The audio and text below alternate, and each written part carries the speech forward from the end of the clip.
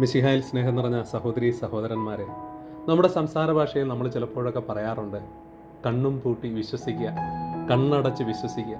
ചില വ്യക്തികളെ, ചില വാക്കുകളെ ചിലപ്പോഴൊക്കെ നമ്മൾ കണ്ണടച്ച് വിശ്വസിക്കും, കണ്ണും പൂട്ടി വിശ്വസിക്കുമെന്നൊക്കെ നമ്മൾ പറയും. തിരുവചനത്തിൽ ഇപ്രകാരം കണ്ണടച്ച് ദൈവത്തിൻ്റെ വാക്കുകളെ വിശ്വസിച്ച വ്യക്തിയാണ് പരിശുദ്ധ അമ്മ.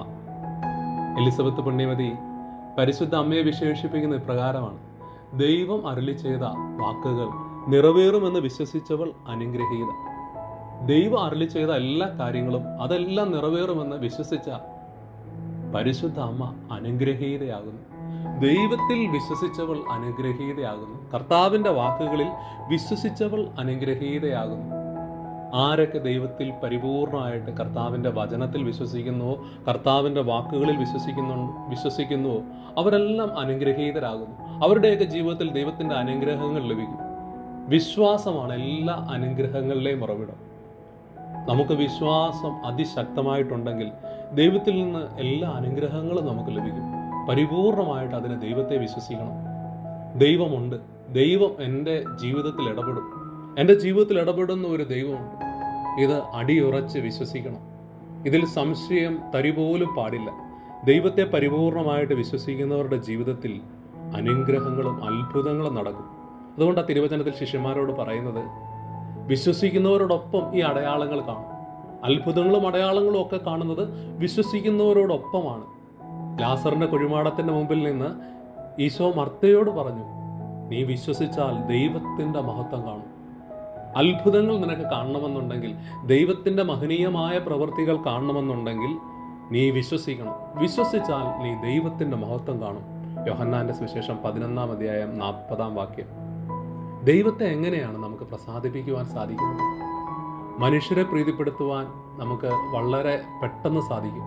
ഇമ്പമുള്ള വാക്കുകൾ പറഞ്ഞാൽ മനുഷ്യരെ പ്രീതിപ്പെടുത്താൻ സാധിക്കും. ദൈവത്തെ അങ്ങനെയൊന്നും പെട്ടെന്ന് ഒരു മനുഷ്യനും പ്രീതിപ്പെടുത്തുവാൻ സാധിക്കുകയില്ല.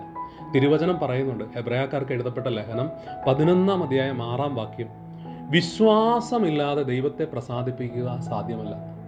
വിശ്വാസം കൊണ്ട് മാത്രമേ ദൈവത്തെ പ്രീതിപ്പെടുത്താൻ പറ്റത്തുള്ളൂ. ദൈവത്തെ പ്രസാദിപ്പിക്കണമെന്നുണ്ടെങ്കിൽ നമ്മുടെ ജീവിതത്തിൽ വിശ്വാസം വേണം. ദൈവസന്നിധിയിൽ ശരണം പ്രാപിക്കുന്നവർ ദൈവമുണ്ടെന്നും തന്നെ അന്വേഷിക്കുന്നവർക്ക് അവിടുന്ന് പ്രതിഫലം നൽകുമെന്നും വിശ്വസിക്കണം. അതാണ് വിശ്വാസം. ദൈവമുണ്ടെന്ന് വിശ്വസിക്കണം. തന്നെ അന്വേഷിക്കുന്ന ദൈവം പ്രതിഫലം നൽകുമെന്നും വിശ്വസിക്കണം. തന്നെ അന്വേഷിക്കുന്നവർക്ക് ദൈവം പ്രതിഫലം നൽകുമെന്നും വിശ്വസിക്കണം.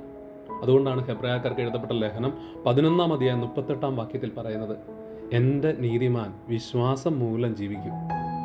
നീതിമാൻ എന്ന തിരുവചനം പറയുന്നത് ദൈവത്തിൻ്റെ വചനങ്ങൾ അനുസരിക്കുന്നവൻ, അവിടുത്തെ പ്രമാണങ്ങൾ പാലിക്കുന്നവൻ, അവനാണ് നീതിമാൻ. അതുകൊണ്ട് ആ തിരുവചനം പറയുന്നത്, എൻ്റെ നീതിമാൻ വിശ്വാസം മൂലം ജീവിക്കും.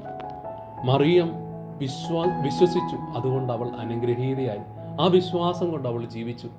ദൈവത്തിൽ പരിപൂർണമായിട്ട് വിശ്വസിച്ചു, അതുകൊണ്ട് അവൾ അനുഗ്രഹീതയായിട്ട് മാറി. സ്നേഹമുള്ളവരെ, നമുക്കും പരിപൂർണമായിട്ട് ദൈവത്തിൽ വിശ്വസിക്കാം. എൻ്റെ ദൈവം എനിക്ക് നന്മയായി എൻ്റെ ജീവിതത്തിൽ അനേക കാര്യങ്ങൾ ചെയ്യും. എൻ്റെ ദൈവം ഉണ്ട്, എൻ്റെ ദൈവം എൻ്റെ ജീവിതത്തിൽ ഇടപെടുന്നുണ്ട്.